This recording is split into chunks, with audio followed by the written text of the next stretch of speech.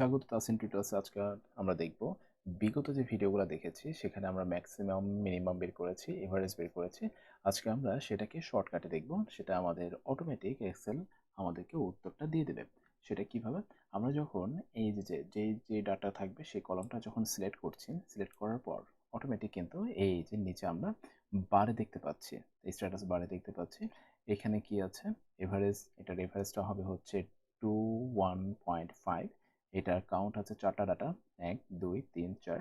এবং এটার ম্যাক্সিমাম ডাটাটা হচ্ছে 54, ম্যাক্সিমাম ডাটাটা 54 এবং সামটা হচ্ছে মিনিমাম ডাটাটা হচ্ছে 5, মিনিমাম ডাটাটা হচ্ছে 5 এবং সাম মানে যোগফলটা হচ্ছে 86। এখন আপনার যদি এগুলা নিচে লেখা না থাকে তাহলে সেক্ষেত্রে আমরা কি করব?